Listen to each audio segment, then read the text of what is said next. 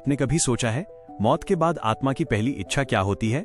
क्या वो अपने अपनों को पुकारती है? क्या वो अधूरे सपनों को पूरा करने तड़पती है? या फिर उसे अपने जीवन की गलतियां याद आती हैं? आज की कहानी आपकी रूह को हिला देगी और आपको यह सोचने पर मजबूर कर देगी कि जीवन में क्या क्या हम नजरअंदाज कर देते हैं, जो मौत के बाद आत्मा की सबसे बड़ी पीड़ा बन जाती है। तो चलिए मित्रों, बहुत ही गहरी, बहुत ही भावुक मौत के बाद आत्मा की इच्छाओं पर आधारित ये कथा आरंभ करते हैं। एक शांत, पवित्र और सरल गांव में एक व्यक्ति रहता था, देवदत्त। दिल से बहुत अच्छा, दूसरों की मदद के लिए हमेशा तैयार। लेकिन उसके दिल में एक बात हमेशा चुभती रहती थी। वो अपनी मां की एक अंतिम इच्छा पूरी नहीं कर पाया था। जीवन तेजी से चल रहा था और समय जो कभी किसी के लिए नहीं रुकता, धीरे धीरे उसके हाथों से फिसलता जा रहा था। एक दिन शाम के वक्त जब देवदत्त अपने आंगन में बैठकर चाय पी रहा था, अचानक उसका सीना जोर से दर्द करने लगा। सब कुछ धुंधला हो गया, आवाजें दूर होने लगीं और वो जमीन पर गिर पड़ा। लोग उसे अस्पताल ले गए, लेकिन किस्मत में कुछ और लिखा था, उसकी मृत्यु हो गई। लेकिन मित्रों, मौत कभी कहानी का अंत नहीं होती। कई बार यही से एक नई कहानी शुरू होती है।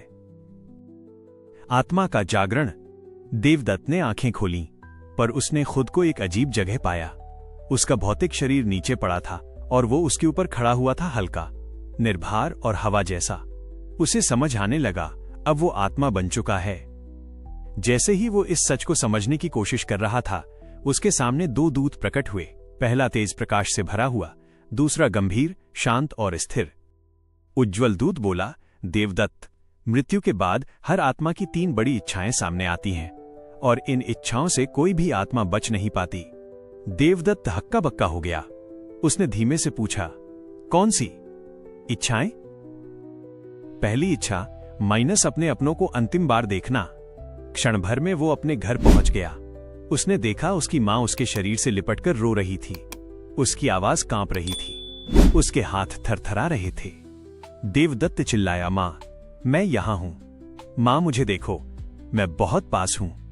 लेकिन कोई भी उसकी आवाज नहीं सुन पाया।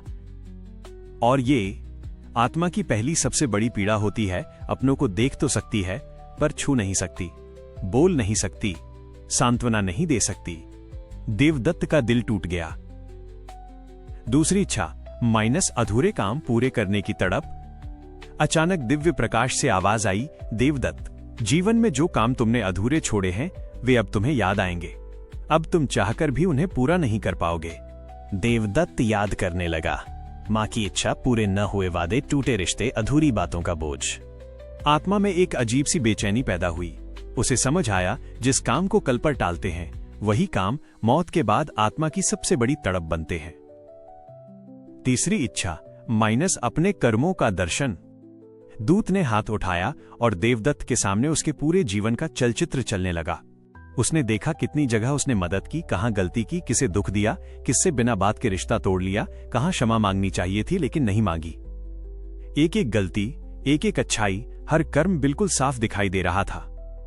दूत ने शांत स्वर में कहा, यही मानव जीवन का सबसे बड़ा सत्य है। जीवन में की गई हर बात, हर कर्म मौत के बाद आत्मा के सामने खड़ा होता है। देवदत्त की आंखें भर आईं। उसने हाथ जोड़कर कहा, अगर फिर से जन्म मिला तो मैं किसी को भी अधूरा नहीं छोड़ूंगा, कोई वादा नहीं तोड़ूंगा, हर रिश्ता निभाऊंगा। दूत मुस्कुराया, यही संकल्प आत्मा को आगे बढ़ने की शक्ति देता है। और फिर देवदत्त दिव्य प्रकाश में विलीन हो गया। मित्रों, गरुड़ पुराण कहता है, मौत के बाद आत्मा चाहती बहुत कुछ है, लेकिन कर कुछ नहीं पाती। अवसर सिर्फ एक बार मिलता है, जब हम जिंदा होते हैं। इसलिए कभी भी प्यार, कर्तव्य और रिश्ते कल पर मत टालिए। हो सकता है कल ही न बचे।